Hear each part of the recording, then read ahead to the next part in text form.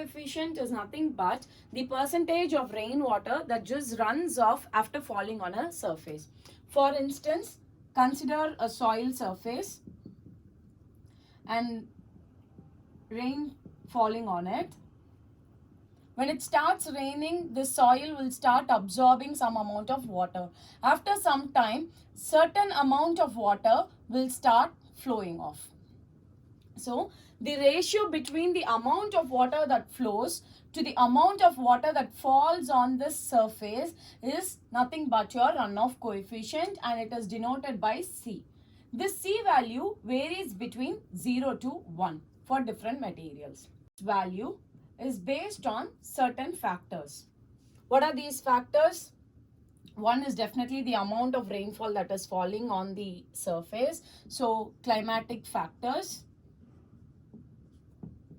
Another is the property of this material on which the rainwater falls. What kind of property? Like, the percolation property of this material, the slope of this material, all this will play a role in affecting this C value. I have given here C value for two different materials. See, brick pavement has a C value of 0.7 to 0.85. At the same time, lawn has a C value of 0.13 to 0.17, which is very much lesser compared to brick pavement because of the property of the material, like your percolation and all that. And slope makes a difference in the value. You can see here, when the slope is steeper, the flow is definitely higher. So when slope percentage increases, the value of runoff coefficient also will increase. Before we see certain formulas related to runoff coefficient, let's see certain relationships. First, time with respect to the flow. You would have noticed when it starts raining, the amount of water that flows through your downpipe will be very less in the beginning. And after some time, due to the constant rainfall, you will have more water that keeps flowing off. And again, when the rain is going to stop, the flow through this downpipe will again start reducing. So there will be an increase, and then it will attain a peak value and stay constant, and then this flow will reduce. Now, the time taken for this flow to reach the peak flow is called as time of concentration. So let's see what is its time of concentration. It is nothing but the time taken for the water from the farthest point to the outlet taken to flow off from the outlet. Got it? So the time taken for the water from the farthest point from the outlet for it to flow off from the outlet. So this is called as time of concentration.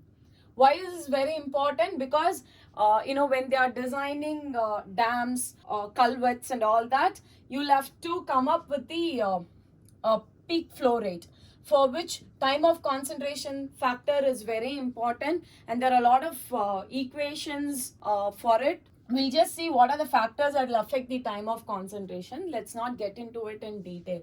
So what are the factors that will affect time of concentration? One thing is this distance. Definitely, if the distance is less, the time taken for that water to flow off is going to be less. So the length of the catchment area is one of the factor. Next is the slope of the catchment area. If the slope is steeper, the time of concentration will less. Let's see the runoff coefficient efficiency with respect to the area of catchment. So for an example, if you consider a house, the catchment area could be your terrace, could be the area that is surrounding the house and all that. So take the terrace area. Okay, if the area is large, the efficiency of runoff coefficient will reduce because the water takes a larger area to flow to come down. Correct? So when area increases, the time of concentration increases, which will eventually decrease the efficiency of runoff coefficient. Now let's move on to three basic formulas that will be, asked in your exam. First is your volume of rainwater calculation. This all of us will know when you are calculating for rainwater harvesting and storage tank for your rainwater and all. We use this basic equation only. So the volume of rainwater that can be collected is based on two factors. One is the amount of rainfall that falls on the area or through which you're going to collect the rainwater. Second is the area what you have to receive the rainwater. Next is the quantity of runoff.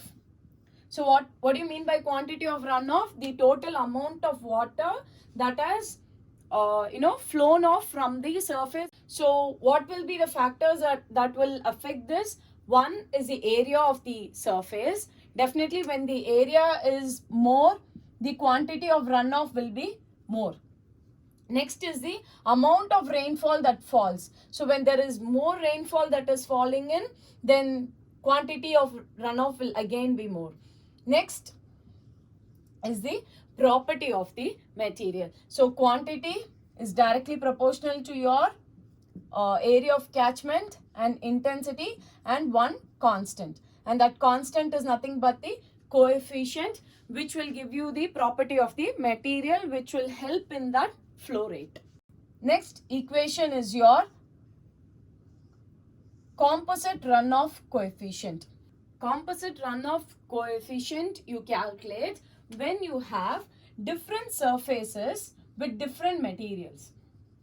Say a particular total area is given and they say one part of it is covered with lawn, one part of it is covered with pavements, one part of it is just covered with soil. So when you have different materials and when you are calculating the total runoff coefficient of the entire land, you go with this composite runoff coefficient equation, which is runoff coefficient of each material multiplied by its area divided by the total area of the land that is given.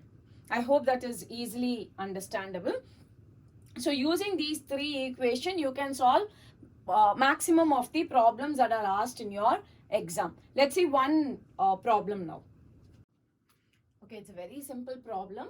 They're asking you to calculate the total quantity of runoff. So what is the equation? Q is equal to CIA. So C is nothing but runoff coefficient which is given as 0.5. I is the intensity of rainfall. A is the area. Just note one thing, whenever units are given like this, always convert them into meter.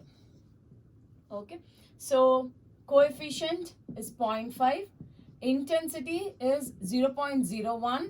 When you convert mm into meter per hour, and when you convert hectares into meter square, you multiply it by 10,000.